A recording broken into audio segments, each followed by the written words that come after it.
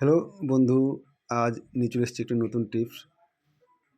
এই যে দেখছেন পাল্লাগুলো কীভাবে জয়েন্ট করছি এবং কি আঠা দিয়ে জয়েন্ট করছি তা আপনাদের সাথে শেয়ার করতে চলেছি আমি। তার আগে অবশ্যই আমার চ্যানেলটাকে লাইক, শেয়ার এবং সাবস্ক্রাইব করে দিতে ভুলবেন না। অবশ্যই সাবস্ক্রাইব করার পর বেল আইকনটা প্রেস করে দেবে, যাতে করে আমার নতুন ভিডিওর নোটিফিকেশান পেয়ে যান। এই যে দেখছেন, এগুলো চিট দিয়ে আমরা সেকেন্ডার দিয়ে আমরা চিপে রেখে দিয়েছি। এটা মোটামুটি 24 ঘন্টা রাখতে হবে। 24 ঘন্টা রাখার পর এটা কিন্তু খুব মজবুত একটা চিট। এই যে দেখছেন এরারাইট চিট, যেটা সাধারণত বেশিরভাগ আমাদের পাথরেতে ব্যবহার করা হয়। এটি আমি কাঠে ব্যবহার করেছি এবং কাঠ পাথর সবই ব্যবহার করেছি এটা। এই যে দেখছেন জয়েন্টগুলো কত সুন্দরভাবে হয়ে গেছে। এটা খুব একটি মজবুত চিট।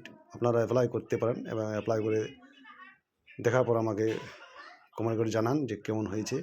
এই যে দেখছেন যতগুলো পাল্লা দেখছেন এখানে সবগুলোই কিন্তু আমার এরারাইট চিট দিয়ে আমি চিটিয়ে নিয়েছি। এটা খুব একটা মজবুত চিট। এই দেখছেন আমি প্রতিটা পাল্লা মিলিয়ে দিয়েছি এই রেদা মেশিন দিয়ে, এবং সাইডের যে ফ্রেমটি এই মেশিনের দ্বারা আমি ফোল্ড করে নিয়েছি এবং কমপ্লিট করেছি পুরো কাজটা। এসব মেশিনের জন্য আমরা পুরো কাজটা সঠিকভাবে করতে পারি এবং খুব ভালো করতে পারি। এই পাল্লাগুলো যেগুলো দেখলেন, এগুলো সিএনসি মেশিনে নিয়ে যাওয়ার জন্য নকশা কাটার জন্য রেডি। নকশা কাটার পর আমি অবশ্যই পাল্লাগুলো আপনাদের শেয়ার করে দেবো। Thank you.